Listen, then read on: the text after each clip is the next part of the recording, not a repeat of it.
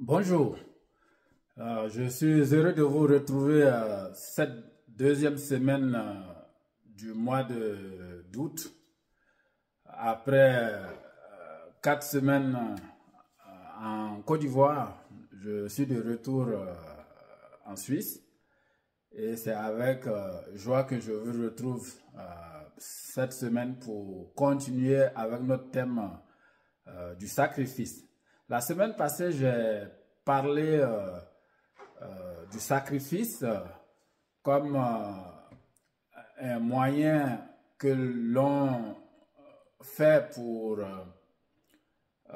offrir quelque chose à quelqu'un et cela souvent peut coûter la vie, soit à un animal ou soit à quelqu'un d'autre.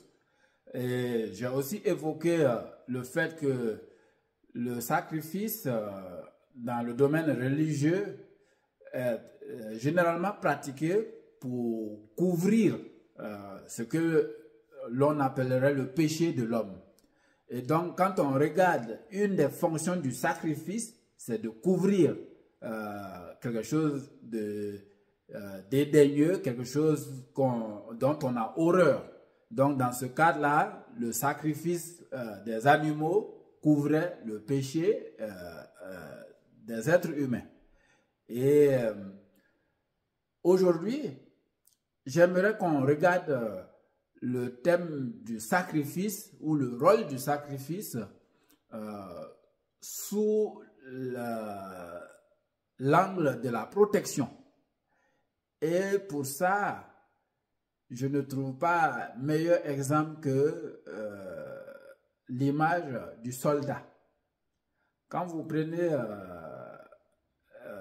la fonction du soldat, je ne connais aucun pays dans ce monde sans armée.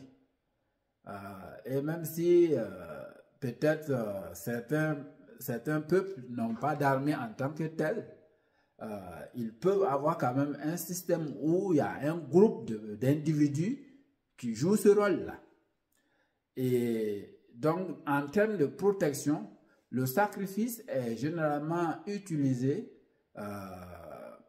pour la protection d'un individu ou d'un groupe de personnes. Et les gens qu'on recrute à l'armée ou tous les corps militaires où on recrute des individus pour se former, le but final c'est quoi?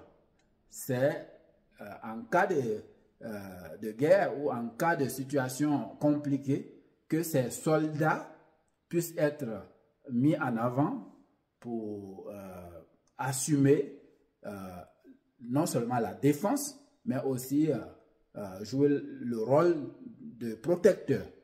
Donc, ce qui veut dire, en période de crise, en période de guerre, c'est les soldats qu'on met à la ligne de front. Et quand vous prenez les guerres des années 1600, 1700 ou 1800, généralement, les généraux, ils allaient quand même sur le champ de bataille. Et ça vous montre à quel point les gens, ils étaient engagés.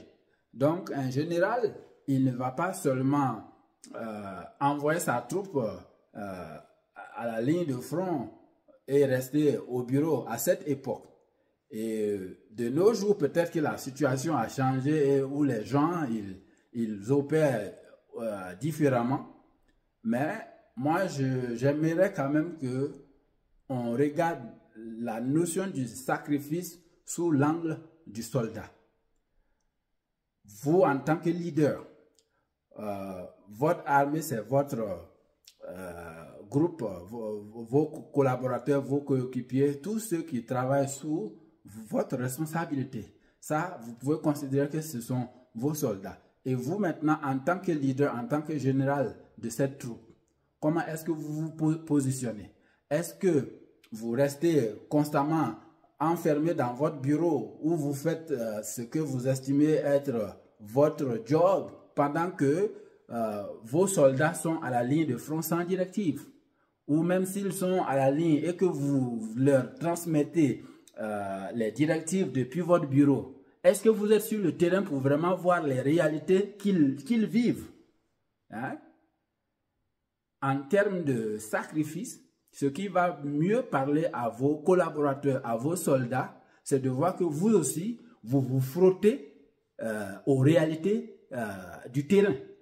Parce que si les flèches ou les balles fleuvent et que vous évitez d'être sur le terrain pour aussi peut-être subir certaines situations, vous voulez éviter cela au maximum tout en poussant les autres vers ce danger, très vite vos collaborateurs vont réaliser qu'en fait, vous n'aimez pas vous mouiller le maillot. Ils vont constater que vous n'aimez pas les zones chaudes. Et ils vont constater que vous n'êtes pas prêt à vous sacrifier pour eux. Et c'est là où je trouve la notion du sacrifice très très importante, parce que un leader qui est prêt à se mouiller le maillot, qui est prêt à risquer sa vie dans certaines situations pour ses collaborateurs, je peux vous garantir que ce dernier, il sera plus respecté, il sera plus écouté. Et je pense que ça, c'est une des choses que le général George Washington, le premier président américain, dont j'ai déjà parlé ultérieurement, précédemment, disons, la dernière fois dans certaines de mes vidéos, je l'ai pris comme un leader qui incarnait le respect. Mais George Washington, c'était un général de terrain, c'était un général qui vivait les réalités avec ses troupes, et c'est grâce à son dynamisme, grâce à son engagement, grâce à sa disponibilité et à sa disposition de se mettre en ligne de front qui a fait que les gens ont plus eu confiance en lui, ses troupes lui ont plus fait confiance et il l'écoutait. Donc, sacrifice veut dire être prêt à se mettre en danger pour les autres. Sacrifice veut dire être prêt pour garantir la protection des autres. Si vous êtes un leader et que quand la situation chauffe ou quand il y a des crises, vous vous cachez, là, ça veut dire que vous n'êtes pas quelqu'un qui est prêt à vous sacrifier pour vos collaborateurs, pour vos collègues de travail. Alors que si vos collègues ou vos collaborateurs proches savent qu'en cas de situation grave, en cas de crise, je peux compter sur mon leader, ça va même encore créer de l'engagement de la part de vos collaborateurs. Mais s'ils constatent que vous êtes celui qui fuit pendant les périodes de crise, pendant les difficultés, vous fuyez ou vous mettez les autres devant et que vous vous cachez, ça ne va pas jouer. Votre leadership sera affecté. Alors, sacrifice veut dire être prêt pour protéger les autres aux dépens de sa vie soi-même. Moi, en tout cas, c'est ce que j'ai pu voir. Par exemple,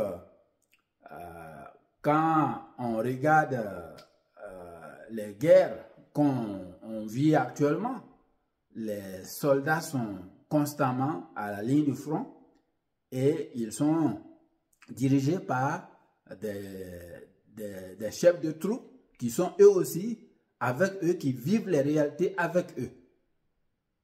Donc, en tant que leader, chef d'entreprise, chef d'organisation, combien de fois vous vous confrontez aux réalités du terrain? Ça, c'est la question vraiment qui mérite d'être analysée par vous et par vos collaborateurs. Dans votre organisation, est-ce que les réalités du terrain vous amènent à jouer le jeu de l'autruche? Vous savez que l'autruche, en cas de danger, il aime bien enfoncer sa tête dans le sable pour ne pas voir le danger venir. Mais une telle attitude, ce n'est pas la meilleure protection. Au lieu de jouer très souvent le jeu de l'autruche, moi je vous encouragerais vraiment à jouer le jeu du vrai soldat. Le soldat qui est prêt à mettre sa vie en danger pour les autres.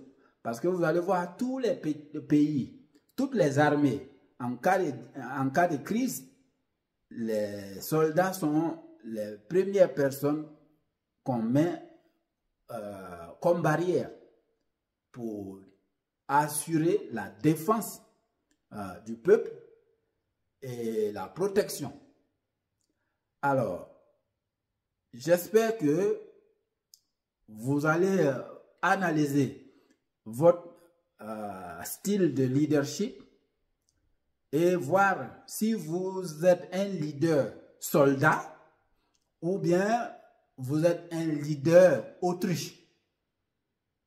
Ces deux images, j'espère que vous les comprenez telles que je l'ai expliqué. L'autruche, en cas de danger, il va mettre sa tête dans le sable, se cacher pour ne pas voir le danger.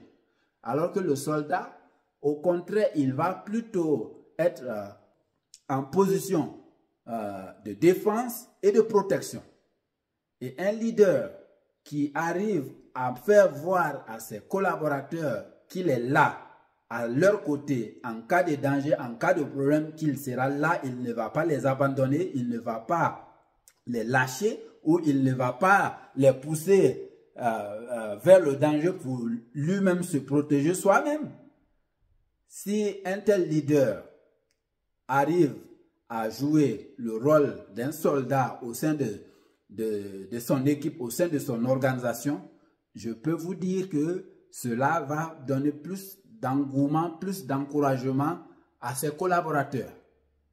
Donc sur ce, j'espère que vous allez garder ces deux images en esprit pendant que vous continuez votre travail de leader, pendant que vous dirigez votre équipe, pendant que vous dirigez votre organisation. Vous allez vous assurer que vous n'êtes pas une autruche, mais vous êtes un vrai soldat qui est prêt à défendre contre vent et marée l'organisation, les collaborateurs et tout ce qui peut amener le bon fonctionnement de votre structure. La semaine prochaine, nous allons continuer toujours, mais avec une autre image du sacrifice. Donc, retenez que ces 2 semaines, je parlais du sacrifice comme moyen de couvrir quelque chose qu'on n'aime pas. Et aujourd'hui, nous avons parlé du sacrifice comme moyen de protection, de défense et de protection. Donc, sur ce, je vous souhaite une bonne semaine et rendez-vous la semaine prochaine pour continuer avec notre thème du sacrifice. Bye bye.